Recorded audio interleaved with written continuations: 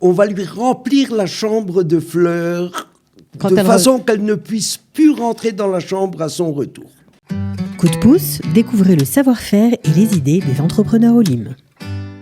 Il s'appelle Ilan Veil et il est fondateur de la société Israël Concierge et Services. Voilà, il fait de la conciergerie. Eh bien, notre ami Ilan Veil, bonjour. Bonjour Cathy, merci de m'accueillir. Eh ben, je vous en prie. Alors, c'est vrai que vous avez une longue expérience en la matière parce que vous avez travaillé dans des grands hôtels en tant que concierge. Absolument. Voilà, donc vous avez été en face à face avec des clients avec des demandes un peu particulières parfois. Avec des demandes très particulières. Vous pouvez vous approcher un petit peu du micro, voilà. Voilà, donc une expérience absolument extraordinaire parce que c'est un métier de service, un métier de contact humain. Voilà, on ne sait pas dire non aux clients. Voilà, et puis quand il y a des demandes un peu difficiles à réaliser, il faut le faire quand même. Et il y en a de temps en temps. Ouais. Vous en avez eu? Parce que j'aime bien, moi, les anecdotes. On va vous raconter quelques anecdotes. Vous parlez en tant que société ou en tant que conciergerie? Lorsque vous étiez ou l'un ou l'autre, peu importe. Oui, bon, ça revient au même en fin de compte parce que les demandes sont les mêmes, quel que soit l'endroit où vous vous trouvez. Une super anecdote, un jeune couple de fiancés qui s'était un peu disputé la veille au restaurant et ont décidé de faire chambre à part. Après le restaurant, le jeune homme m'appelle le lendemain matin à 7h du matin. Première chose, il faut que tu fasses quelque chose pour me faire excuser. Trouve une solution. Alors je lui dis, mais... Qu'est-ce que je peux faire? Qu'est-ce que je peux faire, quoi? C'est entre vous. Ouais. C'est un peu compliqué. Alors, il me fait regarder. Je sais qu'elle doit sortir à une excursion tout à l'heure. On va lui remplir la chambre de fleurs de façon qu'elle ne puisse plus rentrer dans la chambre à son retour. Je lui ai dit, bon, on va essayer de faire ça, mais...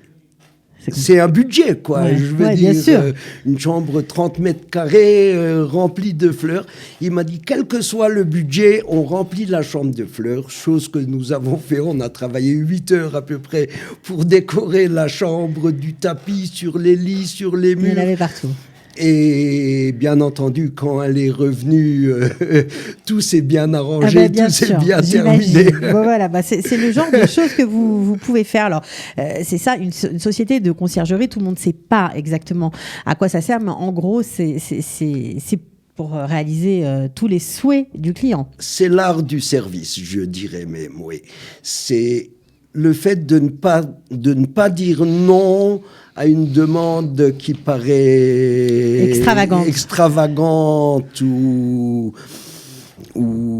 difficile à exécuter. Alors, dans quel domaine vous apportez du service? Parce que c'est assez large ce que vous proposez dans votre société ICS. Oui, alors, nous avons commencé la société, ça va faire 12 ans, en tant que société de conciergerie, après avoir quitté l'hôtellerie. On s'est rendu compte qu'il y avait un vrai besoin d'une société qui donne les services comme dans un hôtel à une clientèle variée, internationale. Et les services se sont développés au fur et à mesure des années. Donc vous faites quoi exactement? Qu'est-ce que vous proposez? Nous faisons de l'événementiel, c'est-à-dire l'organisation de mariages, de bar mitzvah, voilà, de congrès. Là, c'est un petit peu réduit ou comment ça se passe pour vous? Parce que vous travaillez avec l'étranger, j'imagine, avec les touristes. Vous parlez pas durant la crise du corona. Oui, situation catastrophique, stressante. On attend les aides de l'État qui peut-être finiront un jour par arriver, mais qui sait. En attendant, nous cherchons différentes solutions pour essayer d'étendre nos services à une population locale. Ok. Chose qui n'est pas évidente parce qu'il y a pas mal de gens placés déjà dans ce domaine. Oui, donc, bien sûr, il y a beaucoup de concurrence, c'est vrai. Il y a une concurrence énorme. Notre principale clientèle, comme vous le disiez, est à l'étranger, en France particulier, mais pas seulement. Alors justement, la clientèle étrangère, ça ne marche peut-être pas pour les événements, mais ils ont parfois des appartements dont il faut s'occuper. Est-ce que vous faites ça aussi ? Nous faisons ça aussi. Ça, c'est la partie conciergerie, gestion d'immobilier. Nous avons des appartements que nous visitons très fréquemment. Nous occupons des travaux à faire, du jardinage, de l'entretien de la piscine, de vérifier le paiement des factures, Internet, donc, etc. Donc, c'est assez large comme prestation. Oui, c'est très large comme prestation. Ça demande beaucoup de temps. Mais d'un autre côté, ces clients font appel à nous aussi pour tous nos autres services. C'est-à-dire la personne qui a un appartement à Jérusalem, à Tel Aviv, dont on s'occupe, qui marie un de ses enfants, fait automatiquement appel à nous. C'est-à-dire les choses se croisent. D'accord.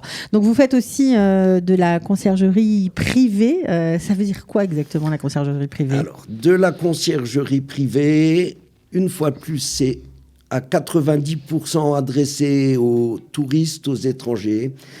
Des clients qui viennent en Israël et qui tout simplement ne veulent pas passer leur journée au téléphone ou sur Internet pour chercher un restaurant, un spectacle, un match de sport, pour réserver, une piscine, un massage. Donc vous occupez de tout. On s'occupe de tout, contre abonnement. Nous occupons de tout. Alors, est-ce que ça coûte cher comme prestation ? Non, la prestation n'est pas horriblement chère quand on pense au gain de temps et de cassement de tête. Et le cassement de tête. Bien sûr. Sans parler du problème de langue. On parle anglais, on ne parle pas anglais, on parle français, on ne parle pas français. Le problème est résolu en fonction de la demande dans les minutes ou dans les heures à venir. Dans le pire des cas, le problème est résolu. Le problème entre guillemets. Hein. D'accord, donc ça fonctionne par abonnement, c'est ça ? Ça fonctionne par abonnement. Un abonnement coûte entre 50 et 100 $ par jour, par famille. Tout dépend de la demande, des horaires, etc. Ok. Alors, évidemment, c'est intéressant de savoir que vous aussi, vous avez dû réfléchir à vous réadapter à la clientèle locale. Alors, je vous pose la question, est-ce que vous avez déjà mis en place des choses pour nous, tout simplement ? Nous avons commencé à mettre des choses en place, oui. On commence à voir un petit début, petit bourgeon de début. Nous avons d'abord contacté tous nos fournisseurs dans tous les domaines en leur demandant de bien vouloir un peu alléger les prix. De faire des efforts. Comme vous dites. Des efforts pour être adaptable au marché israélien. Pour être adaptable au marché israélien. Nous avons développé des services un peu plus adaptés à la population locale. Comme quoi ? Les salles de sport, par exemple, ou les hôtels. Oui. C'est-à-dire que vous réservez les salles de sport ? On réserve les services hôteliers. Nous sommes une société de tourisme, en plus de la conciergerie comme toutes les autres.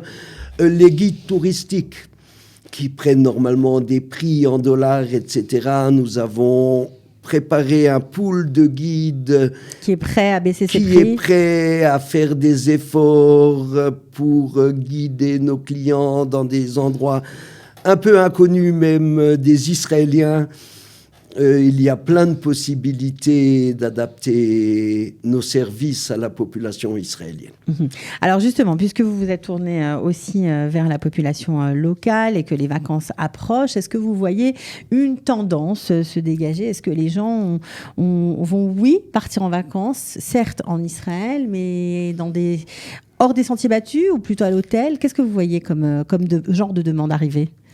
Un peu tôt pour répondre précisément, mais oui, les Israéliens vont partir en vacances. Ça me paraît clair, vu le nombre de téléphones que nous recevons pour les mois de juillet, août, après Tisha B'Av ou avant les 9 jours.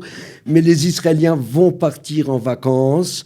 Je crois qu'ils sont en quête de renseignements. Ils sont pas encore décidés vraiment. Ils sont pas décidés, mais l'aspect un peu aventurier de ces vacances me paraît assez évident. Je crois que les gens vont partir à l'aventure. Alors, pour revenir à ceux qui sont loin, voilà, qui ont parfois des biens ici ou des enfants, des choses à faire, à effectuer, et ils ne peuvent pas venir, ils ne veulent pas charger leurs enfants parce que ici, la vie est compliquée parfois, il y a beaucoup de choses à faire et les parents ne veulent pas que les enfants prennent en charge leurs problèmes, on va dire ça comme ça, voilà. Est-ce que vous êtes la bonne adresse et vraiment, est-ce que par exemple, s'il n'y a pas d'événement en ce moment, mais pour gérer des appartements, pour gérer peut-être des fuites, une inondation, on ne sait jamais ce qui peut arriver dans une maison, un problème avec le voisinage, est-ce que vous êtes vraiment la bonne adresse? Est-ce que vous avez aussi une batterie d'avocats avec vous? Comment vous fonctionnez? La gestion d'appartements, c'est en fait ce qui nous maintient encore sur le marché dans cette période difficile. Nous visitons nos appartements très régulièrement et je pense que c'est le moment pour les propriétaires de faire toutes les choses qui n'ont pas été faites au passé. Des petites rénovations, changer la piscine, résoudre les différents petits problèmes qui simplifient la vie dans l'appartement. C'est le moment et c'est la demande aussi de nos clients, étant donné qu'ils ne peuvent pas venir. On leur demande et dit mettez tout à point, que tout soit nickel, au moins quand on viendra. On n'aura plus rien à faire. On n'aura plus rien à faire, on sera vraiment en vacances. Est-ce que vous êtes aussi chargé de louer l'appartement ou ça vous ne le faites pas? Non, nous ne le faisons pas. Nous faisons de la location à court terme, mais pas dans les appartements de nos clients en gestion. D'accord, ok, donc ça, vous ne le faites pas. Bon, un conseil avant de se quitter pour ceux qui nous écoutent et qui n'ont encore jamais fait appel à ce genre de service. Oui, nous vous invitons à faire appel à nous. Je pense que nous pouvons résoudre pas mal de vos petits problèmes concernant vos vacances, vos séjours en Israël. Nous avons eu un téléphone la semaine dernière d'une jeune israélienne qui est partie faire ses études en Amérique et qui a quitté juste avant le confinement et qui a appelé avant-hier pour nous demander de vider entièrement son appartement et de tout envoyer aux États-Unis. Ouais, donc ça, c'est aussi une chose que une société de conciergerie peut faire. Voilà. C'est vrai que ça peut rendre beaucoup de services. Parfois, on n'y pense pas, mais ça peut être vraiment utile. Est-ce que vous avez une page Facebook, un site Internet? On a une page Facebook et un site Internet. Notre site Internet est www.israel-service au pluriel.com et je peux donner le téléphone? Mais bien sûr, allez-y. Et notre téléphone à Jérusalem, le 02 6240 350. Bon, bien écoutez, Ilan Veil, merci de nous avoir parlé de votre travail. On espère aussi vous donner un petit coup d'éclairage comme on le fait. Hein. C'est un rituel dans cette émission pour aider les francophones qui ont un peu souffert, il faut bien le dire, pendant cette période, beaucoup souffert, surtout les entrepreneurs. Donc, on est là. On espère que ça vous donnera un petit peu de visibilité et surtout, ça donnera des idées à ceux qui nous écoutent. À bientôt en tout cas, Ilan Veil. À bientôt et merci beaucoup, Cathy. De rien. Coup de pouce, découvrez le savoir-faire et les idées des entrepreneurs Olim.